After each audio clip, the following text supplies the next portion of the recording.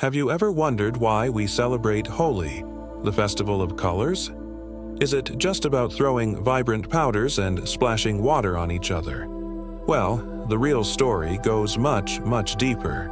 It's a tale of unshakable faith, divine protection, and the ultimate triumph of good over evil. Today, we're going to journey back in time to uncover the incredible legend behind this joyful celebration. So, grab a seat and let's explore the true meaning of Holi.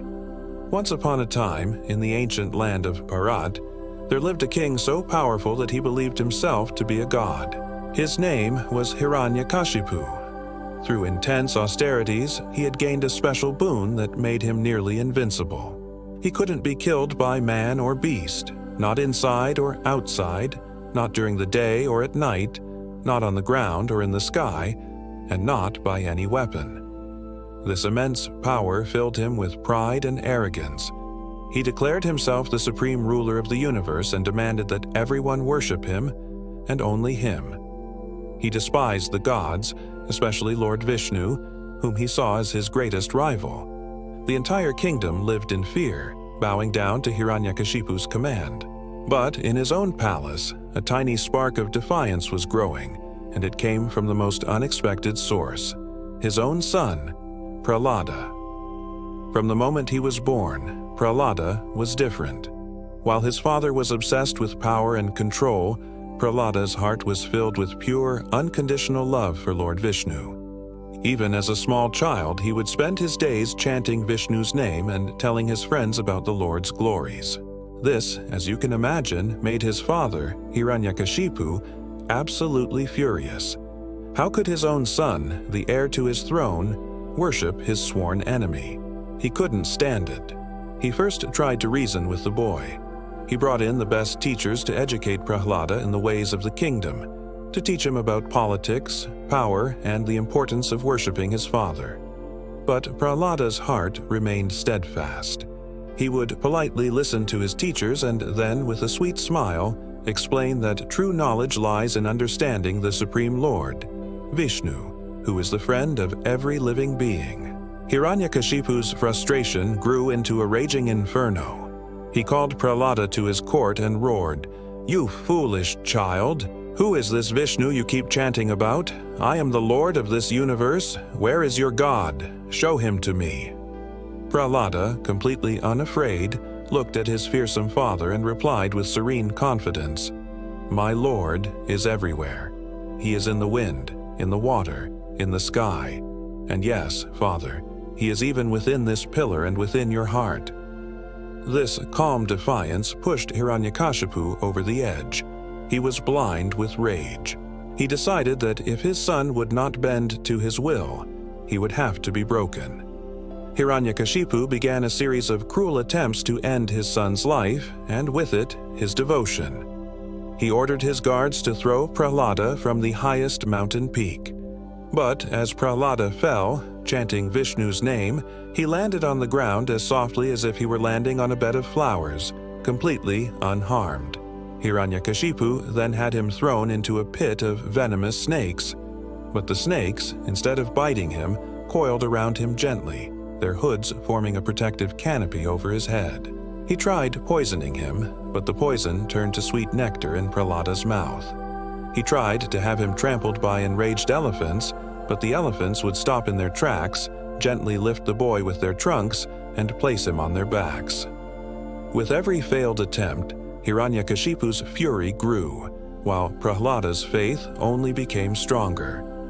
Nothing could harm the boy who was under the direct protection of the Supreme Lord.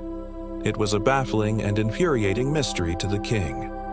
How could this small, defenseless child survive every single one of his deadly plots? He simply couldn't comprehend the power of devotion. For Hiranyakashipu, power was something you seized, something you controlled. The idea of surrendering to a higher power was completely alien and unacceptable to him. Finally, at his wit's end, Hiranyakashipu devised what he believed was the ultimate foolproof plan. He called upon his sister, Holika. Holika possessed a unique boon, a magical shawl that made her immune to fire. She could walk through the fiercest flames and emerge without a single burn. The plan was as cruel as it was simple. A massive pyre would be built. Holika would sit in the center of the raging fire, holding little Prahlada on her lap. The fire would consume the boy, while she would remain perfectly safe. It was a horrific plot, designed to use a divine gift for a demonic purpose. Holika, loyal to her brother, agreed. The pyre was lit, and the flames leaped high into the night sky, casting terrifying, dancing shadows. The entire kingdom watched in horror and silence as Holika, with a grim expression, took her nephew and walked towards the inferno. She sat down amidst the crackling wood, pulling Prahlada tightly onto her lap. The heat was immense, but Prahlada wasn't scared. He closed his eyes, not in fear, but in deep meditation. He didn't struggle. He didn't cry. He just quietly chanted the holy names of Lord Vishnu, his heart completely absorbed in love for his protector. And then, a miracle happened. A powerful gust of wind suddenly swept through the area. The magical shawl that was protecting Holika flew off her shoulders and, as if guided by an unseen hand, wrapped itself around little Prahlada. In an instant, the tables were turned. The fire, which was meant to be Holika's ally, now became her enemy. She, who was supposed to be immune, was now exposed to its full fury. The flames consumed her, while Prahlada, covered by the divine shawl, sat peacefully, completely untouched by the fire, still chanting. The divine principle at play was simple but profound. A power given for protection cannot be used for destruction. Holika's boon was meant to save, not to harm. When she tried to use it for evil, the boon abandoned her. This event, the burning of Holika, is what we now commemorate as Holika Dahan, which takes place the night before Holi. It symbolizes the destruction of evil, the burning away of negativity, pride, and hatred in the fire of devotion and goodness. It's a powerful reminder that no matter how dark things seem, no matter how powerful evil appears to be, true faith and righteousness will always be protected and will ultimately prevail. When the fire died down and the morning sun rose, the people saw Prahlada emerge from the ashes, completely unharmed, with a divine glow on his face. Their fear of Hiranyakashipu was replaced by awe and reverence for the boy and the divine power that protected him. They were overjoyed. They began to celebrate this miraculous victory. They took the colorful ashes from the cooled pyre and playfully smeared them on each other as a mark of triumph and joy. They sang, they danced, they shared sweets, and the whole atmosphere was filled with love, laughter, and relief. This spontaneous celebration of life, love, and divine victory is what evolved into the festival we now know as Holi. Of course, the story doesn't end there. Seeing his sister burn while his son survived was the final straw for Hiranyakashipu. In a fit of uncontrollable rage, he pointed to a pillar in his court and screamed at Prahlada. "You say your God is everywhere? Is he in this pillar?" "Yes, Father, he is," Prahlada calmly replied. With a furious roar, Hiranyakashipu smashed his mace against the pillar. At that very moment, the pillar burst open with a deafening sound, and from within emerged a terrifying, awe-inspiring form. It was neither man nor beast, but a magnificent creature with the body of a man and the head of a lion. This was Lord Narasimha, a special avatar of Lord Vishnu, who had appeared to protect his devotee and fulfill the conditions of Hiranyakashipu's boon. He grabbed the demon king at twilight, which is neither day nor night, placed him on his lap on the threshold of the palace, which is neither inside nor outside, and using his sharp claws, which were not weapons, he finally brought an end to the tyrannical king.